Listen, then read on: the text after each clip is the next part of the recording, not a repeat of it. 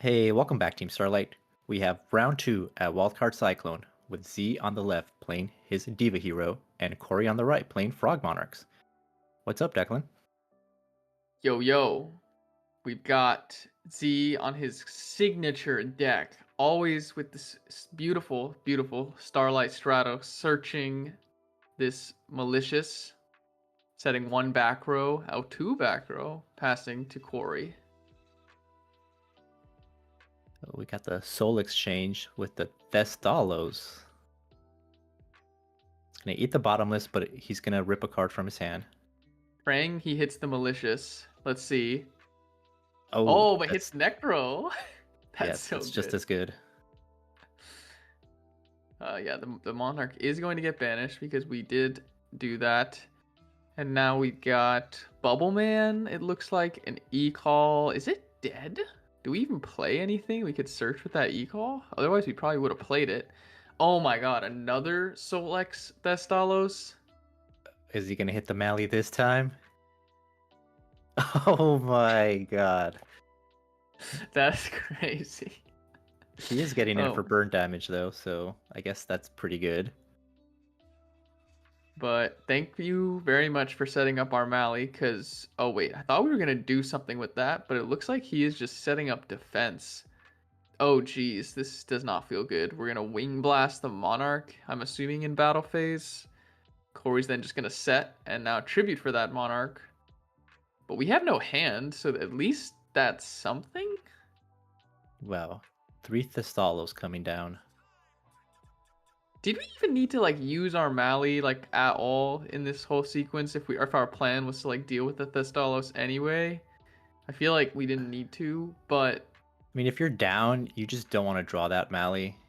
Just feels that's bad. also true. I guess he also has Necro to protect it, so there's like a very strong chance that it will get to stick around. But I mean, our opponent is on like probably presumably triple Caius, so that's what makes it scary for me. But now we got enemy controller sub again. Like I'm like, is it worth blowing our enemy controller? But I guess we guaranteed get the Mali off the board because he does have the Necro as we stated before. Yeah, so he's just gonna do some deck thinning, get the frogs out, extra normal, the second dupe. What did we bounce to hand? I'm forgetting. Uh, I'm forgetting too. Okay, well, hopefully we bounced something to hand. I'm forgetting what it was, but I guess it was probably a swap and I missed it. But now we've got Diva plays going on.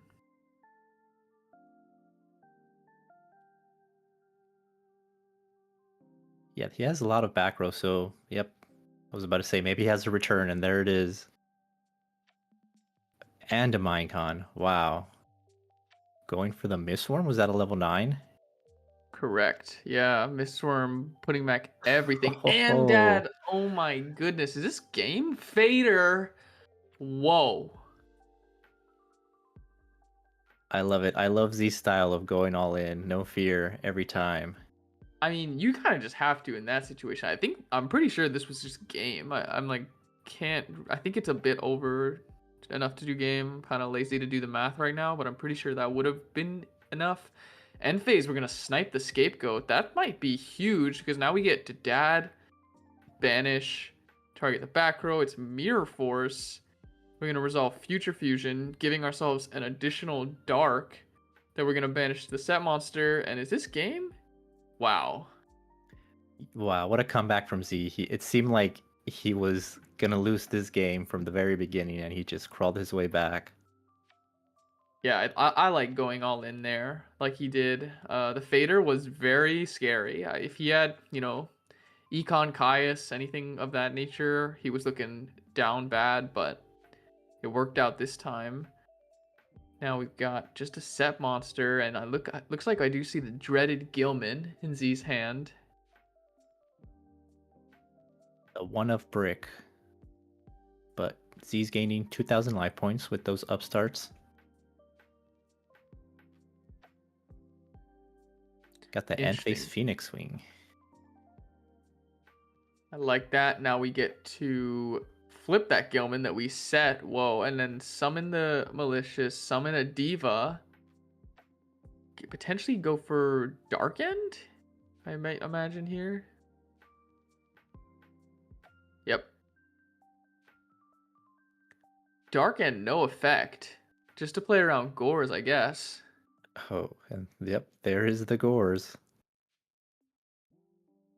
So ends up being the right call for Z. We have 2 back row. Pray for no heavy. Or else we would actually... Yeah, no, I guess the token could run over the Dark End. Surely we have a Tribute Summon in the Frog Monarch player's hand. Like, it's our whole deck is Tribute Summons. Oh, we got Soul Exchange. He wants to hold on to the token. Ooh, and I think this is where we might get some interesting rulings because Lad and Allied Justice Catastor have pretty interesting interactions because of the fact that Light and Darkness Dragon is both a light and a dark.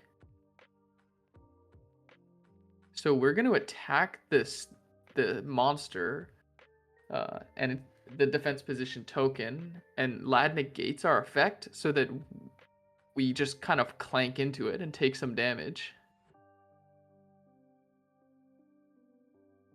Yeah, so then he did. He attacked, activated Mirror Force, just to burn make it it a use. little, I guess. Yeah. Okay, and now here's where we'll get the ruling. So when you attack, this will attempt to negate, and it will negate your Allied Justice Catastor's effect, but then the attack just continues to go through. So because the Lad is weak enough such that it would die in battle, you would just run it over. That's correct. And yeah, now it I looks think like I was walking by at this point, and I think they were asking me, "Is this how it works?" Because I just saw a Lad on the field, and I was like, "Okay, I gotta peek in on what's happening here." So I'm just like talking it over with them. We're clarifying how it works.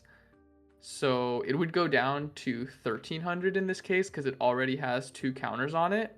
I think they might be like starting to look it up, and then they just decide, okay, that's how it works. And then this is interesting. So then he Chainlink 3, or I guess, no, sorry, Chainlink 2. Yeah, Chainlink 3, he targets his own Light and Darkness Dragon with the Forbidden Chalice, which makes it go up to 2800.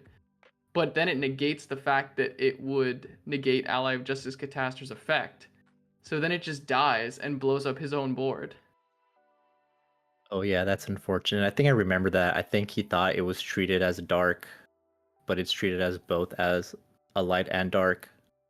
In that situation, it actually didn't really matter what he did because no matter what he did, the Lad was dying and blowing up his whole board regardless. And actually activating the Chalice made it so he didn't take any damage by the battle. So it was actually the right play. It was just kind of like, I think he thought it might run it It over. looks But sus. Yeah, it looks sus for sure. it looks sus, but it was optimal. So now the game state has changed. We have Gores and Treeborn. It's our turn, and our opponent has Absolute Zero and Ally of Justice Catastor.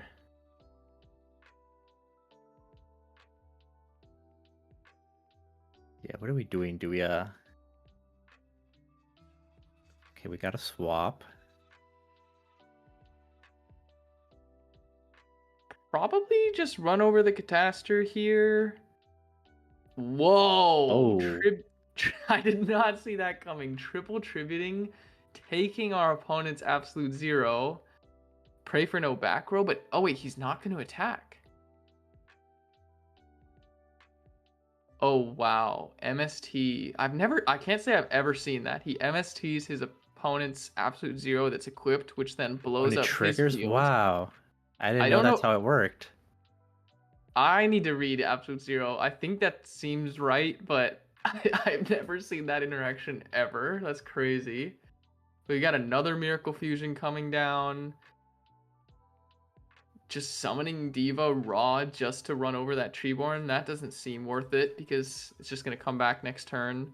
But Dupe Frog gets run over. We get to add another Frog. Treeborn comes back. We summon Swap. Keep deck thinning and run over the Diva.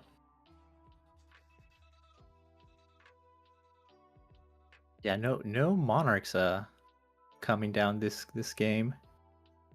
Yeah, super unfortunate. I wonder if he's on like max copies of Ryza and Caius, like I would imagine you would be if you're running Thestalos, it's because you've already maxed out on Ryza and Caius. Like let's be honest. Yeah, yeah, we saw 2 Thestalos earlier. So there's got to be 3 Caius, 3 Ryza in there. But the Strato's getting over this Treeborn. Ab-Zero gets in and he drops a Trag. Damn. Crazy game. Let's see. Do we have a level 8 in hand? Stealing our opponents? No, we're going to tribute summon Vanities. Which I guess will ensure that we don't die, but definitely feels really bad because it just gets run over by the absolute zero.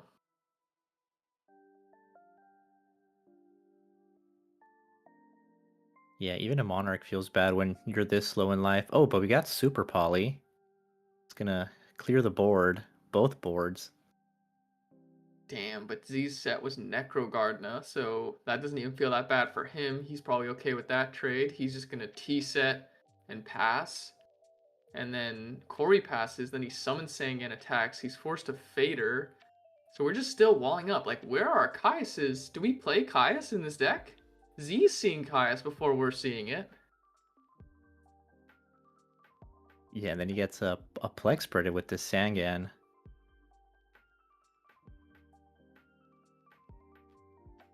Did he Damn, just and now we draw have the a Monarch? back row. Oh, Solemn on the Scapegoat is going to ruin our luck. Wait, can you do that?